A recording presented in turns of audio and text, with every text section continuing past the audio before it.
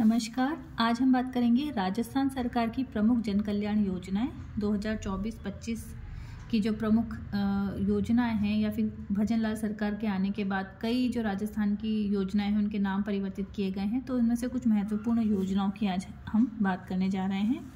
सबसे पहली योजना की अगर हम बात करें तो पहली योजना है मुख्यमंत्री विश्वकर्मा पेंशन योजना। तो पहली हो जाएगी मुख्यमंत्री विश्वकर्मा पेंशन योजना। कब इसका शुभारंभ हुआ है? 15 दिसंबर 2024 को। इसके अंतर्गत राजस्थान के जो 41 से 45 वर्ष के असंगठित श्रमिक, स्ट्रीट वेंडर्स या जो लोक कलाकार हैं उन्हें 60 वर्ष की अगर उनकी आयु हो जाती है तो उसके बाद उन्हें हर महीने 3000 रुपये पेंशन जो है वो मिलेगी। तो याद रखें, मुख्यमंत्री विश्वकर्मा पेंशन योजना 15 दिसंबर 2024 को इसका शुभारंभ हुआ है। और ऐसे असंगठित श्रमिक या स्ट्रीट वेंडर्स जिनकी आय 15,000 से तो कम है और वो ई श्रम पोर्टल पर भी पंजीकृत हैं, अगर वो हर महीने मतलब 41 से 45 वर्ष के तो वो अभी हैं और 60 साल तक यदि वो हर महीने 100 रुपये जमा कराएंगे तो 60 वर्ष के बाद 3000 रुपये प्रति माह उन्हें पेंशन मिल सकेगी। इसके अंतर्गत अगर जी वृद्धावस्था जो पेंशन योजना मिलती है उसके अलावा ये जो पेंशन है वो देय होगी। और यदि उस पर्टिकुलर व्यक्ति की मृत्यु हो जाती है तो उसकी पत्नी को या फिर पत्नी अगर इसमें आ रही है तो उसके पति को आधी पेंशन दी जाएगी। तो ये पहली महत्वपूर्ण योजना है विश्वकर्मा पेंशन योजना, मुख्यमंत्री विश्वकर्मा पेंशन योजना। दूसरी योजना की हम बात करें, मुख्यमंत्री शहरी रोजगार गारंटी योजना। महत्वपूर्ण योजना है जिसका पहला नाम था इंदिरा गांधी शहरी रोजगार गारंटी योजना, जो कि 9 सितंबर 2022 को इसकी शुरुआत हुई थी स्वायत्त शासन विभाग के द्वारा। और अब इसका नाम बदल दिया गया है, अब इसका नाम हो गया है मुख्यमंत्री शहरी रोजगार गारंटी योजना। कब हुआ है? 24 नवंबर 2024 को। इसके अंतर्गत शहरी जो बेरोजगार हैं उन्हें एक वर्ष में 100 दिन का रोजगार प्रदान किया जाएगा।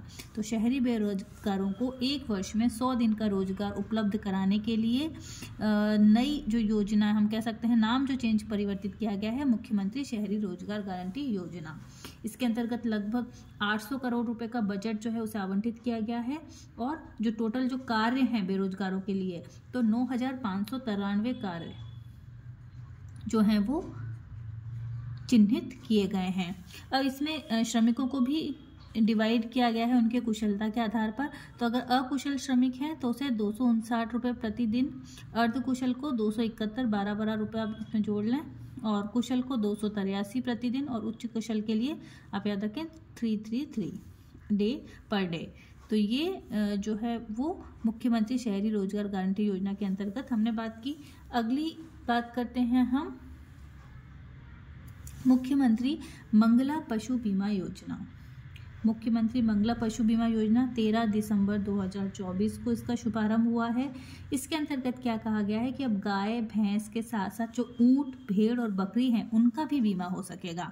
तो लगभग 21 लाख पशुओं का निःशुल्क बीमा किया जा सकेगा। अवधि रहेगी 1 साल। और इसके अंतर्गत जो पशु हैं उनकी 2 प्रकार की श्रेणियां बनाई गई हैं। पहली जो बड़े पशु हैं जैसे गाय, भैंस, ऊंट, और छोटे पशु हो जाएंगे जैसे भेड़ और बकरी। तो अगर बड़े पशु की मौत होती है तो परिलाभ 40,000 रुपये पर पशु मिलेगा, और छोटे पशु की मृत्यु होने पर 10,000 जो है वो प्रति पशु परिलाभ मिलेगा। इसकी जो योजना का जो संचालन है वो राज्य बीमा और प्रावधायी निधि विभाग की ओर से ट्रस्ट मोड पर किया जाएगा। और ये सारी कुछ महत्वपूर्ण बातें हमने किसमें की? मुख्यमंत्री मंगला पशु बीमा योजना में। तो सबसे पहले हमने बात करी मुख्यमंत्री विश्वकर्मा पेंशन योजना, जो कि जो स्ट्रीट वेंडर्स हैं और असंगठित श्रमिक हैं उनको 60 साल के बाद 3000 रुपये हर महीने दिए जाएंगे। उसके बाद हमने शहरी रोजगार गारंटी योजना, 1 साल में 100 दिन का रोजगार दिया जाएगा। उसके बाद हमने बात करी मंगला पशु बीमा योजना, जिसमें 21 लाख पशुओं को निःशुल्क बीमा दिया जाएगा। और इसमें हमने क्या बात की कि ऊंट, भेड़ और बकरियों का भी बीमा हो सकेगा। इसके बाद महत्वपूर्ण योजना हम बात करते हैं जो कि है लाड़ो प्रोत्साहन योजना। लाड़ो प्रोत्साहन योजना जिसका पुराना नाम था राजश्री योजना।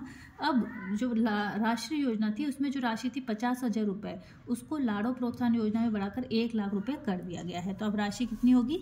1 लाख रुपए।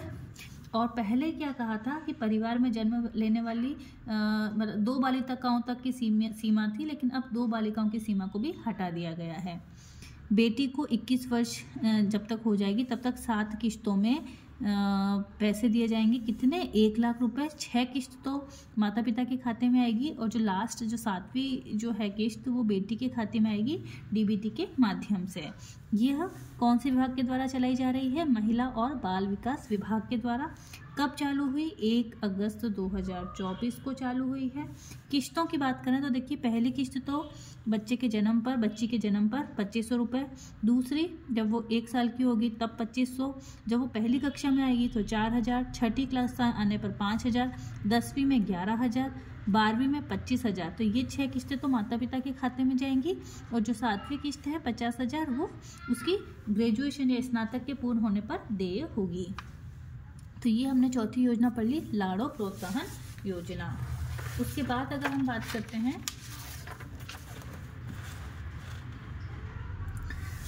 उसके बाद है मुख्यमंत्री आयुष्मान आरोग्य वाउचर योजना, MAA। ठीक है, माँ याद करें तो मुख्यमंत्री आयुष्मान आरोग्य वाउचर योजना 8 अगस्त 2024 को मंजूरी दी गई थी और 17 सितंबर 2024 को इसका शुभारंभ हो गया। ये जो है वो मुख्य रूप से जो निजी केंद्र हैं उन पर निःशुल्क सोनोग्राफी से संबंधित है। 2 बार कराई जा सकेगी। इससे पहले ये जो पायलट प्रोजेक्ट के रूप में काम करी थी 12 भरतपुर और फलौदी जिलों में से चलाया गया था। तो मुख्य इसका उद्देश्य क्या है? मुख्यमंत्री आयुष्मान आरोग्य वाउचर योजना। ठीक है, वाउचर योजना का यह है कि जितनी भी गर्भवती महिलाएं हैं जिन्हें सोनोग्राफी की सुविधाएं नहीं हो पाती, उन्हें किसी निजी केंद्र पर निःशुल्क सोनोग्राफी की सुविधा मिल सके, उसके लिए यह योजना चलाई गई है। उसके बाद है गोपाल किसान क्रेडिट कार्ड योजना। देखिए, किसान क्रेडिट कार्ड योजना की तर्ज पर ही अब गोपाल किसान क्रेडिट कार्ड योजना अगस्त 2024 से चालू हुई है। केसीसी की तर्ज पर 1 लाख तक का ब्याज मुक्त अल्पकालीन ऋण उपलब्ध कराया जाएगा। इससे पहली जो इसकी जो होगी ना टाइम पीरियड, उसके लिए 5 लाख गोपालक लाभान्वित होंगे। 150 करोड़ रुपए व्यय और 20,000 डेयरी सहकारी समितियों की स्थापना की बात कही गई है। तो ये है गोपाल किसान क्रेडिट कार्ड योजना। 1 लाख तक का ब्याज मुक्त अल्पकालीन ऋण जो है वो प्रोवाइड कराया जाएगा। उसके बाद हम करते हैं मुख्यमंत्री आयुष्मान आरोग्य बीमा योजना, बहुत ही महत्वपूर्ण, जिसे हम चिरंजीवी स्वास्थ्य बीमा योजना के नाम से पहले जानते थे, जो 1/5/2021 को चालू हुई थी। उसी का नाम बदल दिया है और अब क्या नाम हो गया है? मुख्यमंत्री आयुष्मान आरोग्य बीमा योजना। कब चालू हुई है? 19 फरवरी 2024 से शुरू हुई है। अब कितने परिवार इसके लिए पात्र हैं? लगभग 1.43 लाख परिवार पात्र होंगे। टोटल पैकेज कितने हैं? ध्यान रखें, 1806 पैकेज, जिसमें कैंसर के जो पैकेज हैं वो रहेंगे 73। तो ये एक महत्वपूर्ण बात है कि ये जो नया प्रावधान इसमें जोड़ा गया है कि कैंसर के मरीजों को भी डे केयर की सुविधाएं होंगी और शिशुओं के लिए भी होंगी। तो यहाँ पर 1806 तो पैकेज है और कैंसर के पैकेज कितने हैं? 73।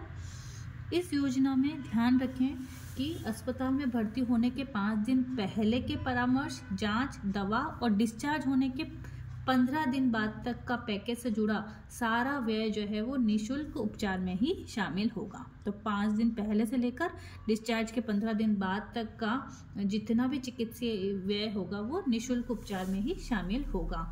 अब इसके अंतर्गत कौन कौन से वर्ग हैं जो लाभान्वित होंगे?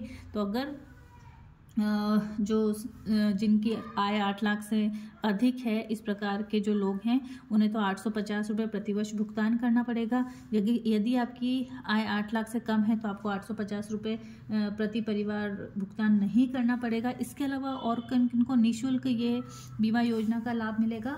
तो एक तो हो जाएगा राज्य के राष्ट्रीय खाद्य सुरक्षा अधिनियम यानी नेशनल फूड सिक्योरिटी एक्ट में जो चयनित परिवार हैं, सामाजिक आर्थिक जाति आधारित परिवार, बजट घोषणा 2021-22 के समस्त विभागों में कार्यरत संविदा कर्मी, सीमांत कृषक और कोविड-19 के अनुग्रह योजना प्राप्त परिवार जो हैं वो उनके लिए तो निःशुल्क होगा और शेष परिवारों के लिए जो देय है वो हम कह सकते हैं 850 रुपये प्रतिवर्ष का भुगतान करना होगा।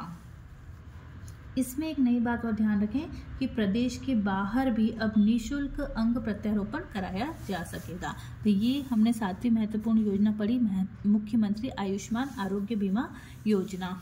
उसके बाद हम देखते हैं मुख्यमंत्री आयुष्मान दुर्घटना बीमा योजना।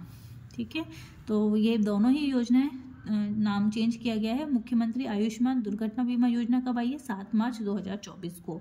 19 फरवरी को आयुष्मान आरोग्य बीमा योजना, 7 मार्च को आयुष्मान दुर्घटना बीमा योजना। बीमा धन 5 से 10 लाख रुपए तक का। पात्रता क्या होगी? ये जो हमने इसमें जो भी पढ़े थे, परिपंजीकृत परिवार जो पढ़े थे 7वें पॉइंट में, वो सारे परिवार प्लस 5 विद्युत कंपनियों के जो विद्युत कर्मी हैं वो इसके अंतर्गत आएंगे। 2 माह के भीतर दावा करना होगा। दावा एक वेब पोर्टल है MADBY, इस पर करना होगा। बीमित परिवार को क्या क्या सुविधाएं दी जाएंगी? अगर एक सदस्य की मृत्यु होती है तो 5 लाख, एक से अधिक सदस्यों की मृत्यु होती है तो 10 लाख, दुर्घटना में अगर अपंगता आती है तो 3 लाख, और दुर्घटना के कारण कोई अंग निष्क्रिय हो जाता है तो 1.5 लाख रुपए देने का प्रावधान है। उसके बाद हम महत्वपूर्ण योजना देखें तो पंडित दीनदयाल उपाध्याय वरिष्ठ नागरिक तीर्थ यात्रा योजना 24 नवंबर 2024 को, जिसका प्राचीन नाम है वरिष्ठ नागरिक तीर्थ यात्रा योजना, देवस्थान विभाग की ओर से 2013 से चल रही थी और अब इसका नाम क्या बदल दिया है? पंडित दीनदयाल उपाध्याय वरिष्ठ नागरिक तीर्थ यात्रा योजना। 60 साल से अधिक उम्र के व्यक्तियों के लिए है, जिसमें रेल में तो 36,000 लोग और हवाई 4,000 लोग, 40,000 लोगों के लिए ये जो तीर्थ यात्रा योजना है वो चलाई गई है। इसके बाद महत्वपूर्ण योजना मुख्यमंत्री पन्नाधाय बाल गोपाल योजना, जिसका प्राचीन नाम बाल गोपाल योजना था, जो कि 29 नवंबर 2022 को ही चालू हुई थी। तो इसका नाम चेंज करके 4 सितंबर 2024 को क्या कर दिया है? मुख्यमंत्री पन्नाधाय बाल गोपाल योजना कर दिया है। RCDF के द्वारा पूर्ति की जाएगी। अब यहाँ पर स्कूलों में कक्षा 1 से 5 में तो मिल्क पाउडर की मात्रा होगी 15 ग्राम, तैयार दूध की मात्रा होगा 150 ml, शक्कर इसमें डाली जाएगी 8.4 ग्राम, और कक्षा 6 से 8 के लिए मिल्क पाउडर 20 ग्राम, तैयार दूध की मात्रा 200 ml और चीनी होगी 10.2 ग्राम। तो ये कुछ महत्वपूर्ण बात की हमने राजस्थान सरकार की कुछ योजनाएं, जो कि एग्ज़ाम पॉइंट ऑफ व्यू बहुत ही महत्वपूर्ण योजनाएं हैं। बहुत बहुत धन्यवाद।